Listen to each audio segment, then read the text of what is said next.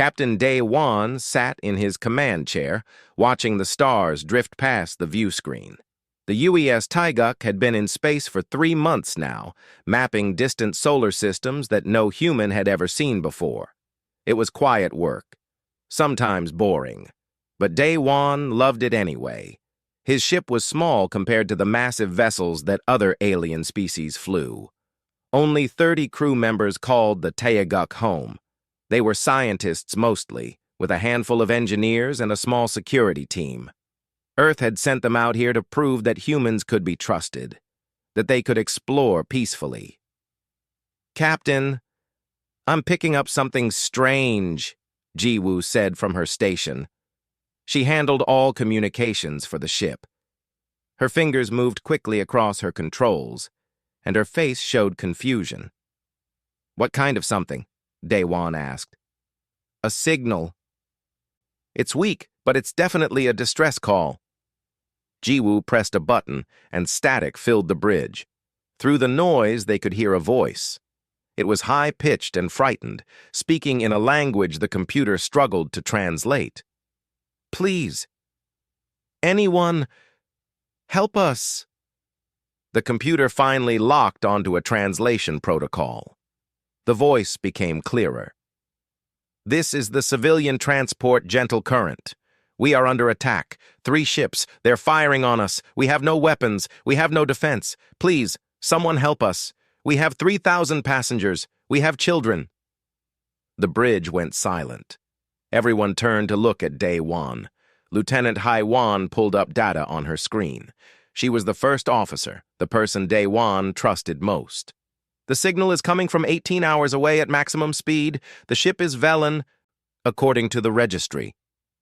"Velens," Tae-yang said quietly. He was the second officer, and he knew a lot about alien species. "They're from a low-gravity world, very fragile. They've never fought a war in their entire history." "Who's attacking them?" Daewon asked. Tae-yang checked his data. "Based on the ship signatures, Kresh Raiders. They're bad news, Captain. They take slaves, steal cargo, and kill anyone who resists." Daewon stood up from his chair. "How fast can we get there?" Sang Woo spoke up from the engineering station. "If I push the engines past the recommended limits, we can make it in 18 hours. Maybe 17 if we're lucky." "Will the Velens last that long?" Daewon looked at Hae-won. She shook her head slowly. "Based on what we know about Kresh tactics, probably not. They'll breach the hull within an hour. After that," she didn't finish the sentence. She didn't need to. "Captain," Tae-yang said carefully, "we should think about this. We're a probationary member of the galactic community. We've only been in space for 60 years. If we intervene in a situation like this without authorization, there could be consequences. Diplomatic consequences." Daewon looked at the view screen. He could see the reflection of his crew in the glass. Young faces, hopeful faces. They had joined the space program because they wanted to explore, to learn, to make humanity proud. But somewhere out there, 3,000 people were about to die. "How many weapons do we have?" Daewon asked.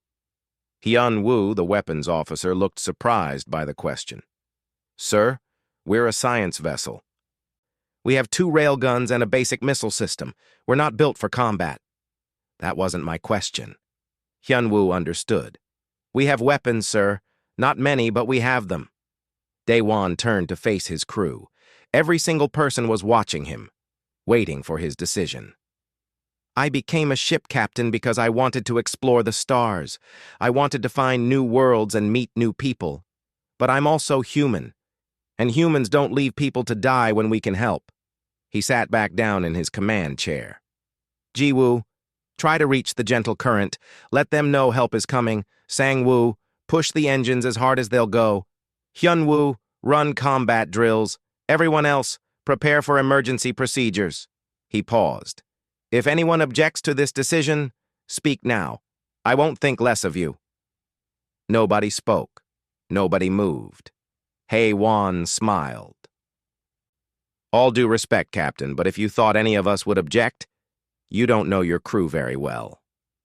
The Taeguk's engines flared brighter. The ship accelerated, pushing toward the distress call at speeds that made the hull groan with stress. Sang-woo monitored every system, making adjustments on the fly. The fusion reactor was running at 115% capacity. The inertial dampeners were struggling to keep up. In the medical bay, Dr. Yuna began preparing for casualties. She pulled out emergency supplies and set up extra beds. Her assistants worked quietly, efficiently. They all knew what was coming. Jiwoo managed to establish contact with the gentle current after an hour of trying. The connection was terrible, filled with static and interference, but they could hear the voice on the other end. "This is the gentle current," the voice said.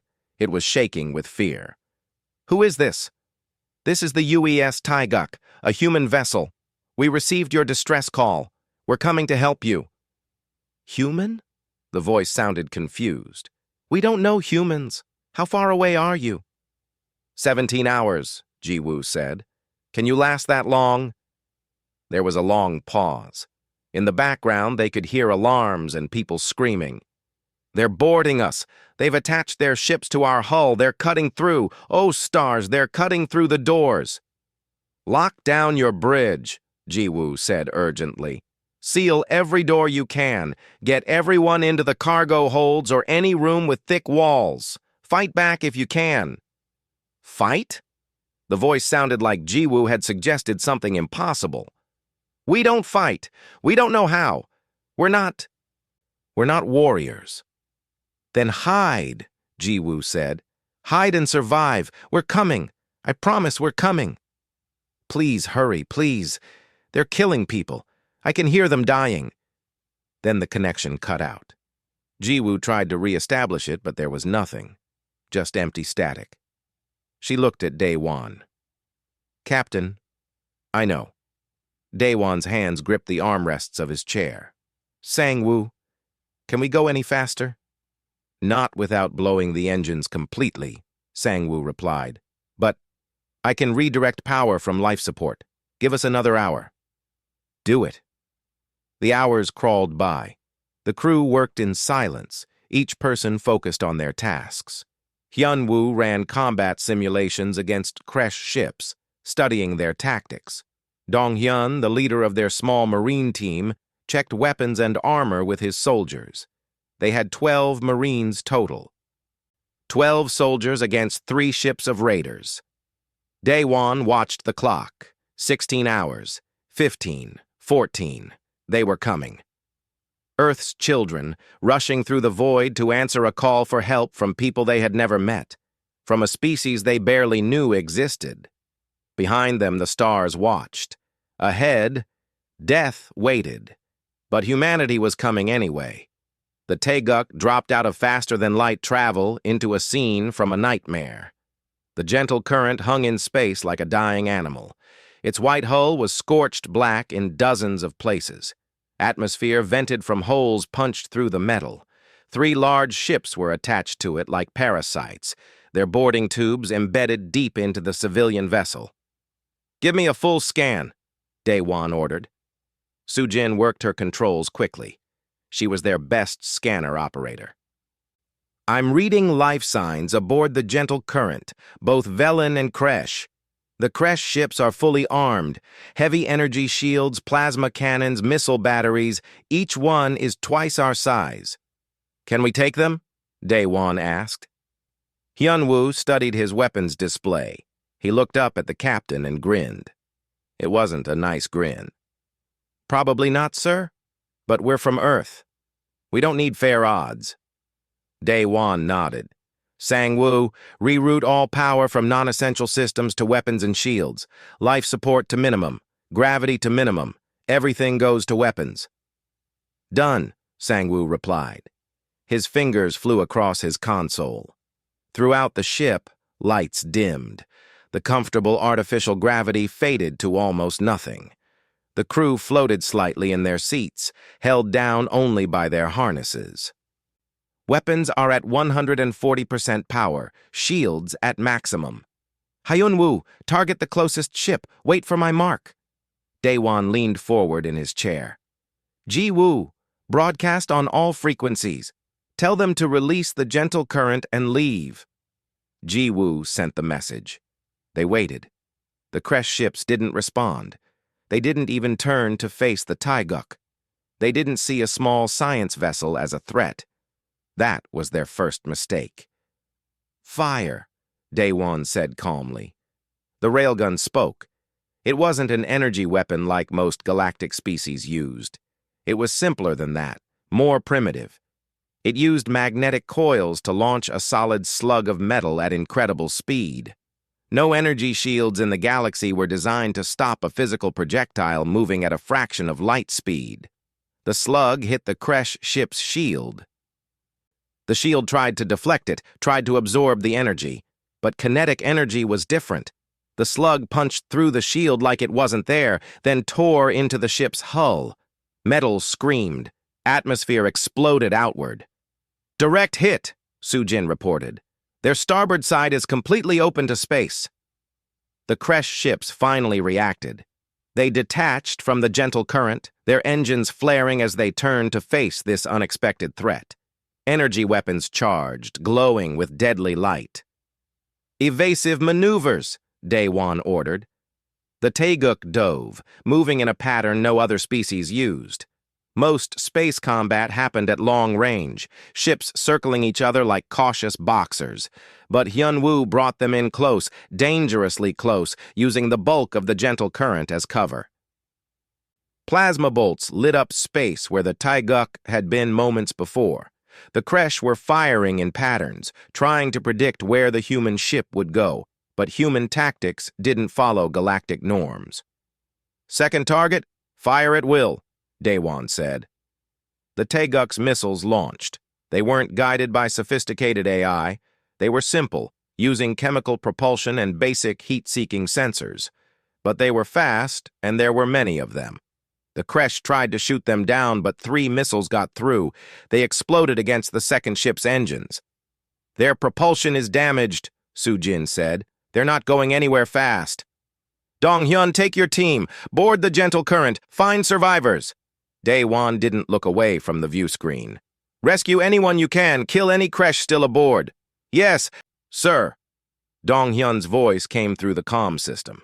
He and his 12 Marines were already in the boarding pod, sealed in their combat armor. The pod launched, a small dot against the massive bulk of the gentle current. It attached to the hull near one of the breaches. Cutting torches flared, and then the Marines were inside. Dong-hyun led the way through the torn corridors. His helmet display showed the layout of the ship, highlighting life signs. Red for Kresh, blue for Velen. There were too many red signatures, not enough blue. Multiple hostiles, 50 meters ahead, his corporal Mi-young reported. She carried a weapon that would be called primitive by galactic standards. It used gunpowder to launch bullets, but in the close confines of a ship, it was devastatingly effective. They rounded the corner and found their first Kresh. The aliens were huge, nearly 3 meters tall, covered in thick armored hide. They had been dragging Velen civilians toward their ships. When they saw the humans, they roared. The sound didn't impress Dong-hyun. Earth had predators, too. Fire! The corridor lit up with muzzle flashes. The Kresh had never encountered weapons like these.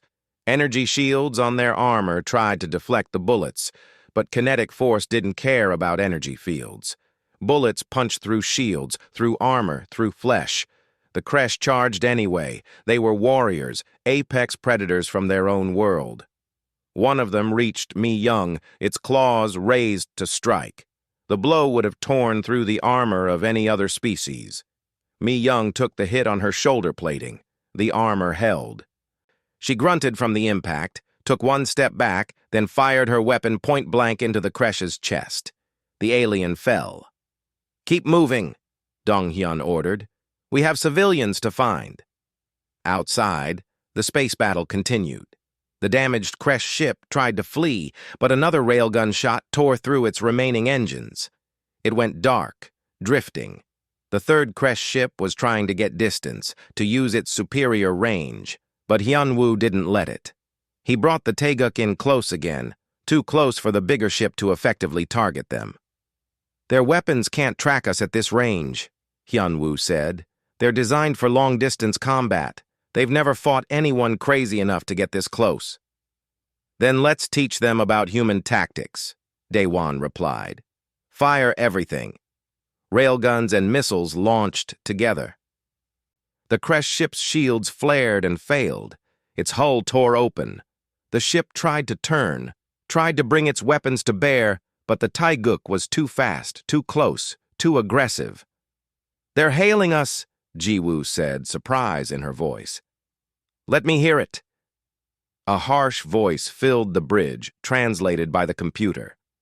"We surrender. Cease fire. We surrender." It was the first time in their history that the Kresh had surrendered to anyone. "Tell them to power down all weapons and wait," Daewon ordered.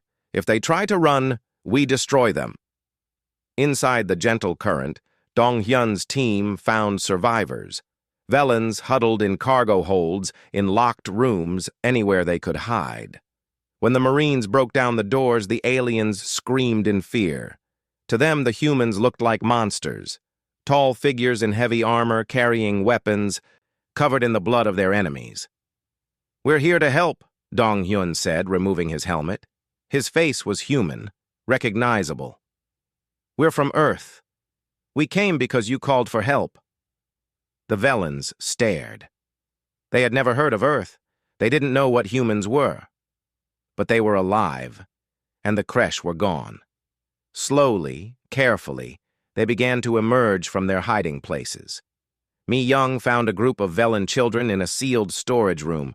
They were huddled together, their large eyes filled with tears. When she opened the door, they shrank back in terror. She set down her weapon and knelt, making herself smaller. "It's okay," she said softly. "You're safe now. The bad people are gone."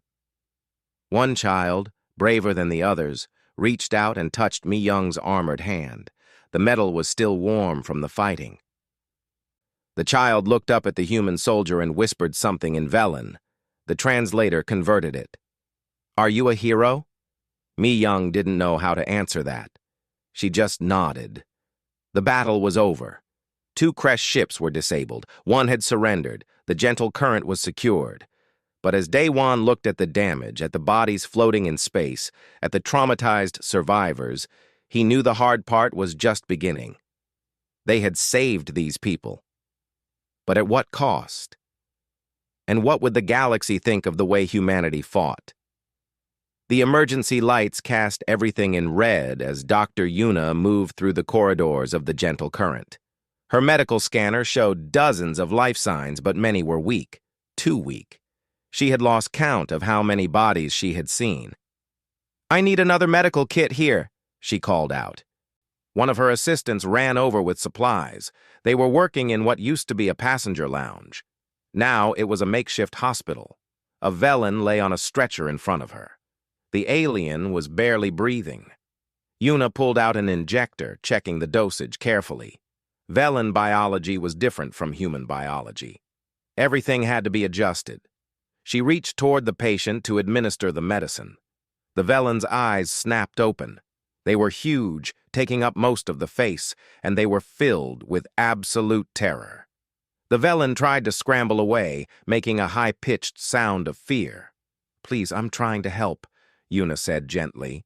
But the Velen kept trying to escape, even though the movement was tearing open wounds. Haewon appeared beside Yuna. She had been coordinating the rescue efforts. "It's not working," she said quietly. "They're more afraid of us than they were of the Kresh." "That doesn't make sense," Yuna replied, frustration in her voice. "We saved them. Look at us through their eyes." Haewon gestured at the human medical team. All of them were tall by Velen standards. Their bodies were thick with muscle needed to survive Earth's gravity. They moved with the confidence of predators. "We just killed our way through an entire Kresh boarding party. We barely got injured. To them, we're not rescuers. We're just different monsters." Yuna finally got the medicine into her patient, but it took 3 assistants to hold the Velen still. The whole time, the alien made sounds of pure fear. When they were done, Yuna stood up and looked at her hands. They were steady, trained, meant to heal. But the Velen saw them as weapons. In another section of the ship, Corporal Mi Young was trying to distribute food and water to survivors. She approached a family group, holding out ration packages. The adult Velens immediately pushed their children behind them. One of them hissed at her, a sound that meant danger in their language. Mi Young set the food on the ground and backed away. She watched as the Velens waited until she was far away before they took the supplies. It hurt more than the claw strike she had taken during the battle. Back on the Taeguk, Captain Daewon sat in his quarters, staring at the casualty report. 843 Velens dead. 2 of his own crew killed in the fighting. Dozens injured. The gentle current was too damaged to fly on its own. They would have to tow it to the nearest station. There was a knock on his door. "Come in." Jiwoo entered carrying a datapad. "Sir, I've been monitoring communications from the gentle current. The Velens are talking among themselves. The translator has been picking up fragments." "And?" "They're grateful we saved them, but they're also terrified of us. Some of them are saying we're worse than the Kresh. At least the Kresh are a known threat. We're unknown." Daewon rubbed his face tiredly. "We lost 2 good people saving them. Tae Min and Kyung-soo died so those Velens could live, and now they think we're monsters." "Not all of them," Jiwoo said. She showed him the data pad. "This is from one of the Velen elders. Her name is Tessara. She wants to speak with you." 20 minutes later, Daewon met Tessara in a neutral meeting room. The Velen elder was small, barely reaching his chest. Her skin was pale blue, and she moved carefully, as if Earth's artificial gravity was too much for her. She looked up at Daewon and spoke in careful, standard galactic common. "Thank you for saving my people." "You're welcome," Daewon replied. He kept his distance, not wanting to frighten her. Tessara noticed.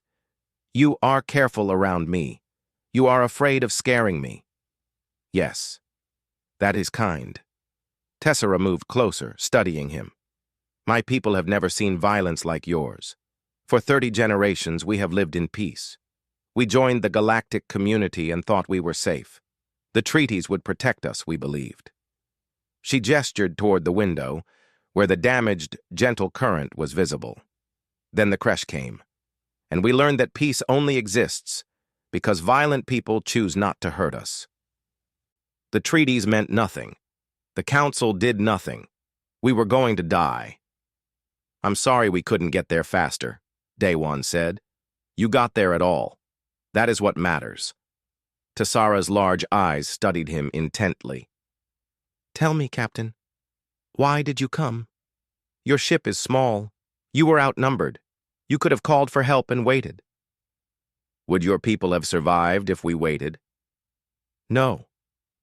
"Then that's why we came." Daewon sat down, making himself lower than the Velen elder. "My people come from a dangerous world. Earth is not gentle, but it taught us that when someone needs help, you help. You don't wait. You don't think about the cost. You just act." Tessara was quiet for a long moment. "Your world made you into warriors. Mine made us into artists, philosophers, dreamers. We thought that was better. More civilized." "It is civilized," Daewon said. "There's nothing wrong with being peaceful. But it left us helpless."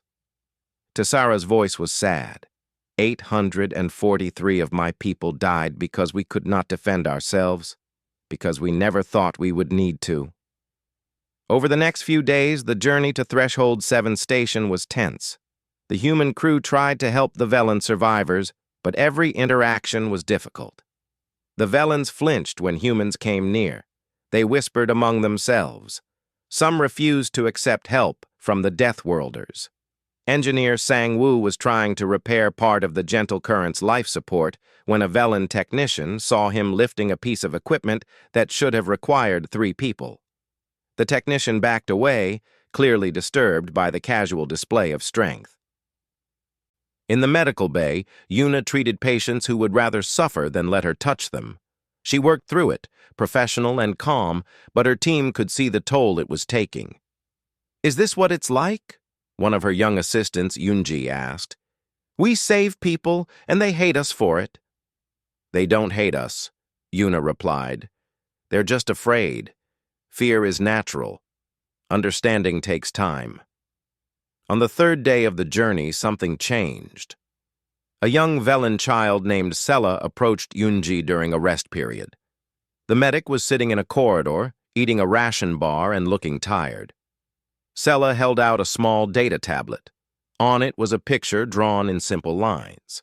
It showed the Taeguk firing at the Kresh ships, stick figures that were clearly meant to be humans fighting to protect the Gentle Current. "Thank you," Sella said in broken standard. "You saved Mother." Yoonji felt tears in her eyes. She smiled at the child. "You're welcome." Other Velens started to come forward after that. Not all of them. Not even most of them. But enough. They brought small gifts, spoke words of gratitude, tried to bridge the gap between species. Elder Tassara organized a memorial service for those who had died. She invited the human crew. Many were nervous about attending, worried their presence would upset the Velens. But Daewon made it an order. The service was held in one of the Gentle Current's cargo bays. The Velens sang mourning songs that the translator couldn't fully capture. The humans stood at attention, respectful and silent. When it was over, Tassara approached Daewon. She held something in her hands, a piece of metal salvaged from the damaged hull. "This is for you," she said. "In our culture, we remember those who fall. We honor both the dead and those who fought to protect life." She gestured to the human crew. "You lost 2 of your people saving us. We will remember their names alongside our own dead. Taimin and Kyung-soo. They are heroes to my people." Daewon took the medal. It was inscribed with names in Velen script. "Thank you. This means more than you know." "We are still afraid of you," Tassara admitted. "Your strength, your violence, your willingness to die for strangers. It is all frightening to us. But we understand now. You are not cruel. You are not evil. You are simply from a world that made you hard, so you could protect those who are soft." The Taeguk continued toward Threshold 7, towing the damaged Gentle Current behind it. In a few days, they would arrive at the station. There would be questions, investigations, consequences. But for now, in the quiet of space, 2 species who should have been too different to understand each other were learning to see past their fear. Threshold 7 was a massive structure hanging in space, a wheel of metal and lights that never stopped turning. Thousands of species lived and worked there.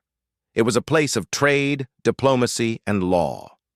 When the Taeguk arrived, towing the damaged Gentle Current, every eye turned to watch. News of the rescue had traveled faster than the ships. By the time they docked, the story had been told and retold across the galactic networks. Humans, the newest members of the galactic community, had attacked Kresh raiders. They had used primitive weapons and violent tactics. They had killed without hesitation. The fact that they had saved 3,000 lives seemed less important to many people. Captain Daewon was summoned to the council chambers within hours of arriving. He wore his dress uniform, walking through corridors filled with aliens who stopped to stare. Some looked at him with respect, others with fear, a few with disgust. The council chambers were huge, with seats arranged in circles rising up toward a domed ceiling. Representatives from 100 species watched as Daewon entered. At the center of the room sat 3 judges. The lead judge was named Theln, a Quelon with gray skin and 4 arms.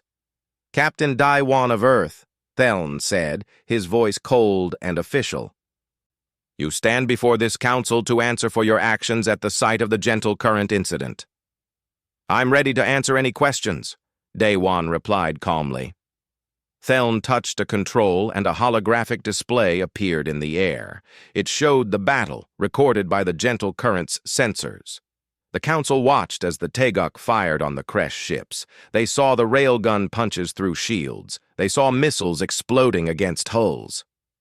You attacked 3 Kresh vessels without authorization, Theln said. You used excessive force. You endangered your crew and your ship. As a probationary member of the galactic community, Earth does not have the authority to conduct military operations. I responded to a distress call, Daewon replied. That's not a military operation. That's basic decency. Murmurs spread through the chamber. Some species nodded in agreement. Others looked shocked at his tone. Another judge spoke. She was a Makari, insect-like with multiple eyes. The proper protocol would have been to report the distress call and wait for authorized council ships to respond. How long would that have taken? Daewon asked. Approximately 72 hours. The Velans didn't have 72 hours. They had maybe 2 hours before the Kresh killed everyone aboard. Daewon kept his voice level. I made a choice. Save lives now or follow protocol and let innocents die. The law exists for a reason, Theln said. If every species acted on their own judgment, there would be chaos. If following the law means letting people die when you can save them, then maybe the law needs to change. The chamber erupted. Some species shouted in agreement. Others demanded Daewon be punished for his disrespect. The judges called for order. Lieutenant Haiwan watched from the observation gallery. Beside her sat other members of the Teguk crew. They were all tense, worried for their captain. He's not backing down, Corporal Myung whispered. That's going to make them angry. Good, Haiwan replied. Someone needs to say it. The questioning continued for hours. They asked about the weapons used, the tactics employed, the casualties inflicted. Every answer Daewon gave seemed to make the judges more uncomfortable. Finally, Theln asked, Do you understand that your actions were violent beyond what most species consider acceptable? The way you fought, the weapons you used, the aggression you showed. This is not how civilized species conduct themselves. Daewon was tired. He had been standing for hours, answering the same questions in different ways. But now his patience ran out. Civilized, he said, and there was steel in his voice. You want to talk about civilization?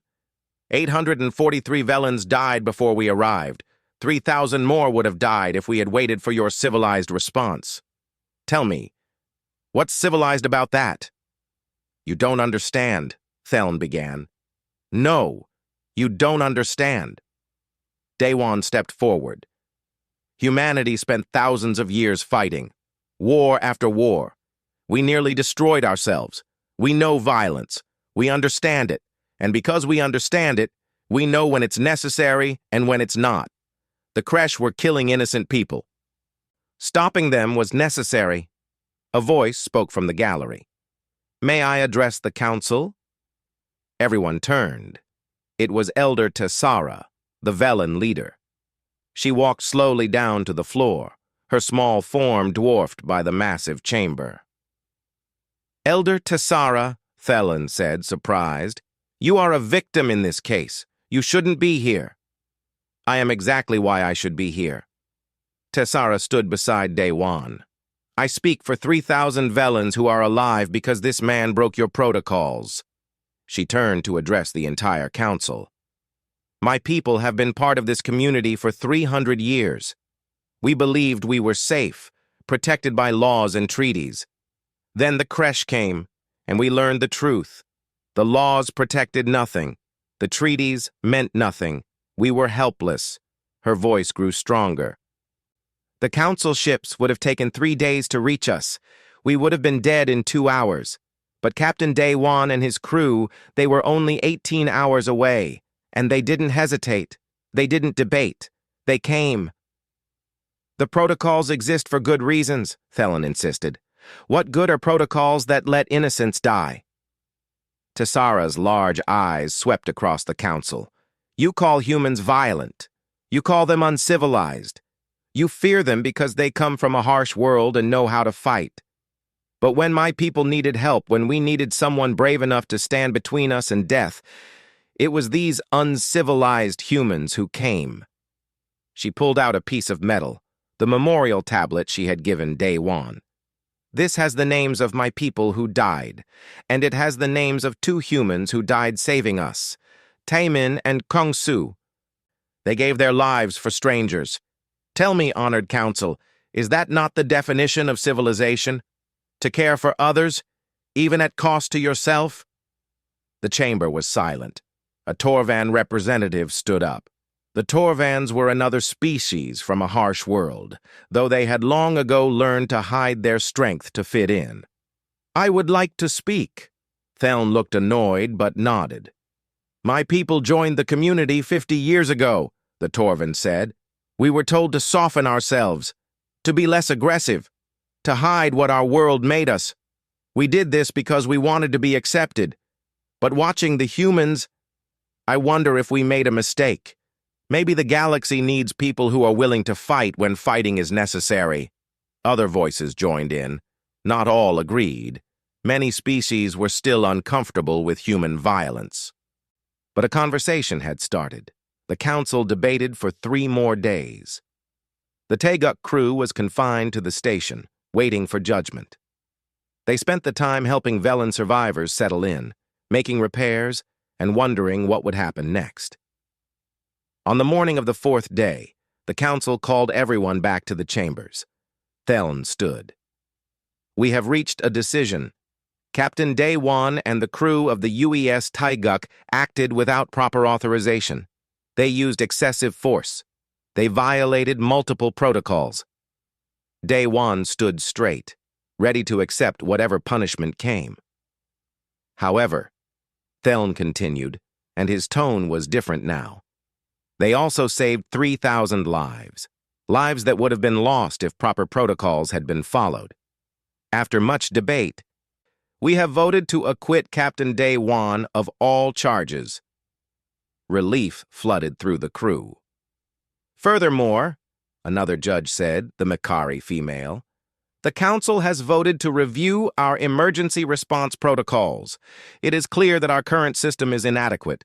We must do better. Tessera stood in the gallery, tears streaming down her face.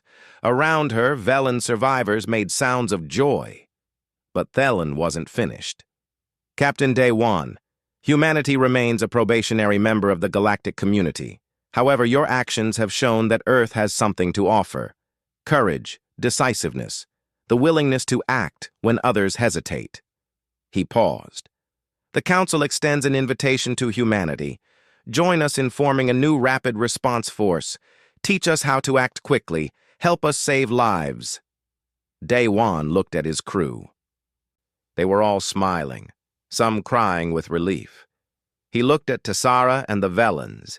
He looked at the Council. We accept, he said. 6 months had passed since the Gentle Current incident. The galaxy had changed in that time, in small ways and large ones. Commander Daywan stood on the bridge of his new ship. It was still called the Taeguk, but everything else was different. The vessel was larger now, purpose-built for rapid response. It carried more weapons, better shields, and a crew of 50 instead of 30. Around him, his core crew remained. Heiwan at her station, now promoted to second in command. Tae Yang coordinating with other ships. Sang Woo keeping the new engines running at peak efficiency. Dr. Yuna leading an expanded medical team. Ji Woo managing communications with a dozen species. Hyun Woo in charge of weapons that could now match most military vessels. Dong Hyun commanding a full platoon of Marines. But they weren't alone anymore.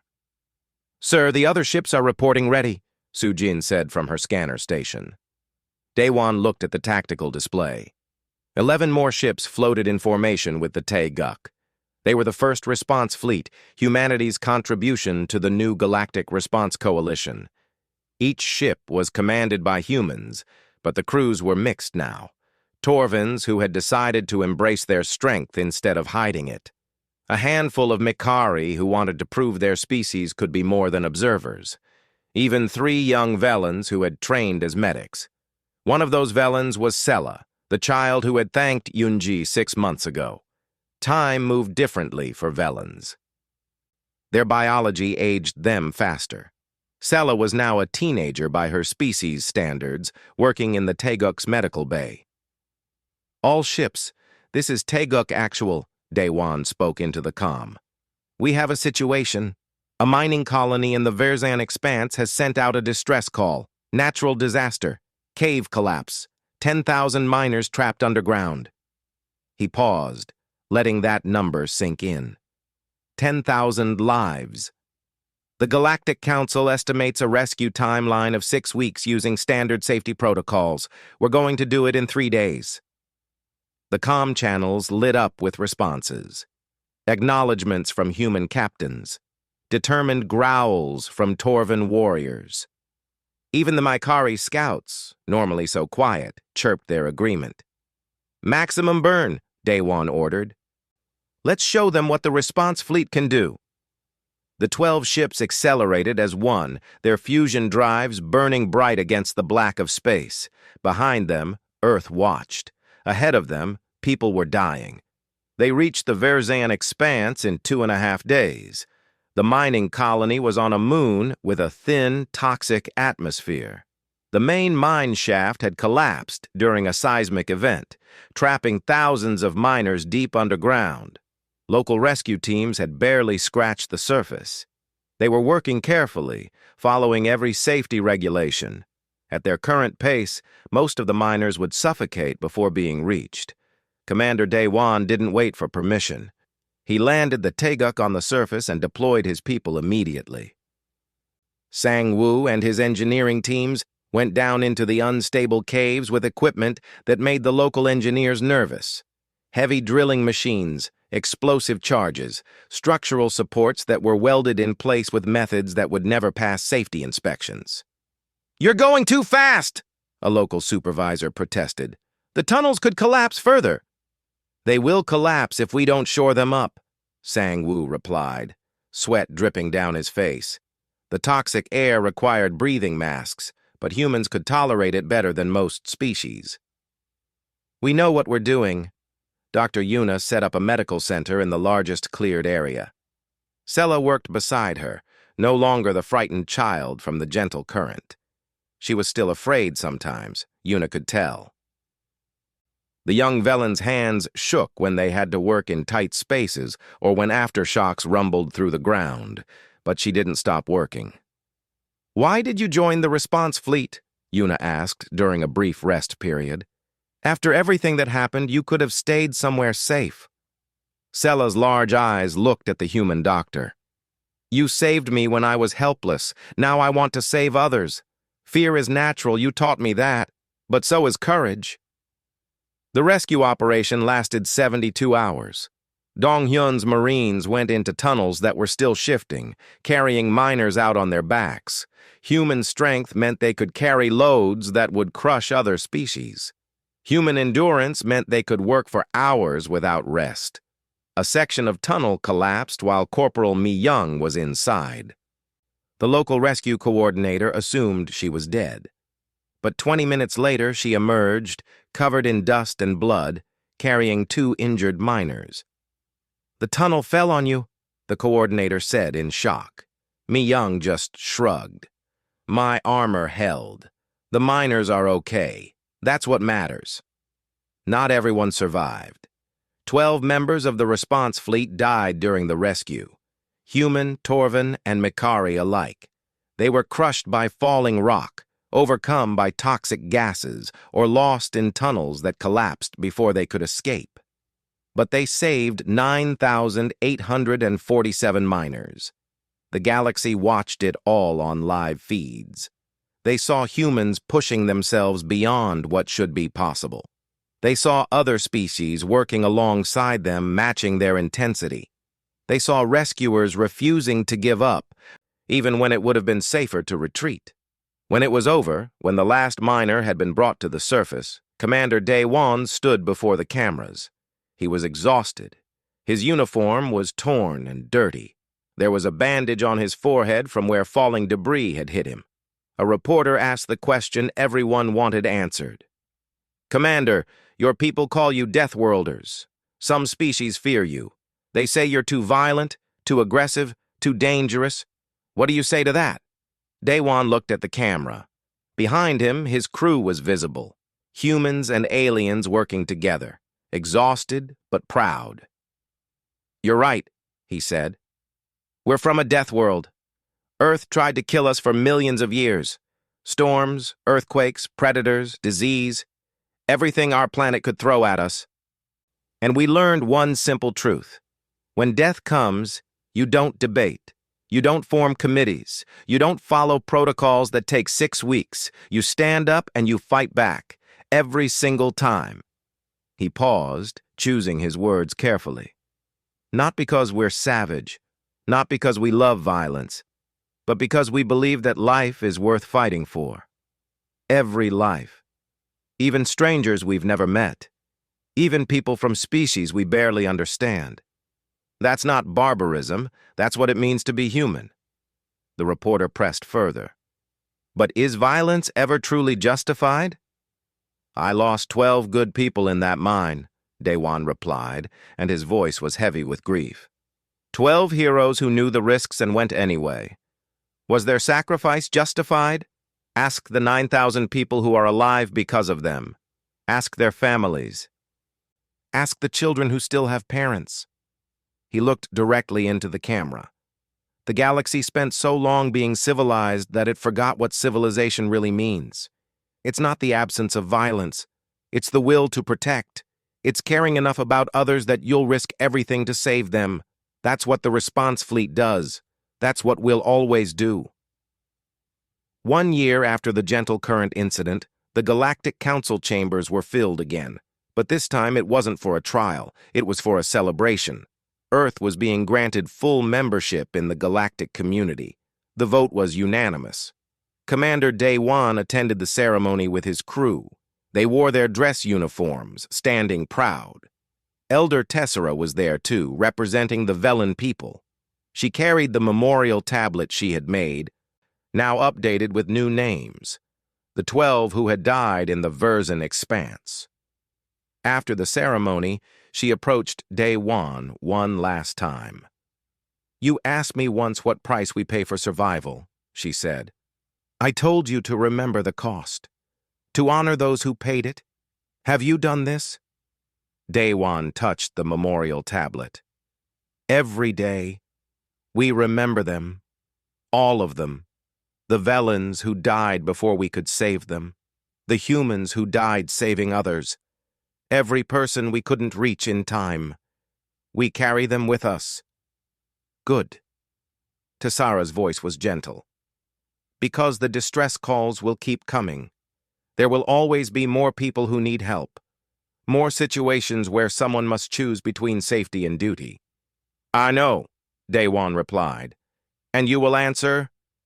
He looked at his crew. Haiwan nodded. Taeyang straightened. Across the room, Sella stood with the other response fleet members, human and non-human alike. They were tired, scarred. Some were injured, but they were ready. "We will," Day-Wan said, "every single time." The first response fleet departed from Threshold 7 the next morning.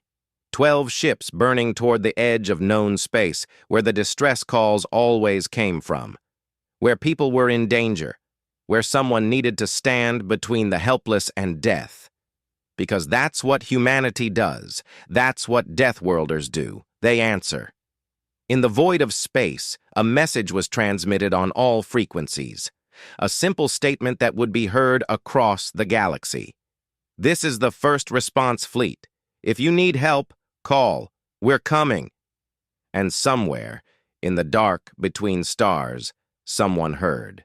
Someone trapped. Someone scared. Someone who had given up hope. They sent out a distress call, not really believing anyone would come. They were wrong. Humanity was listening, and humanity always answers.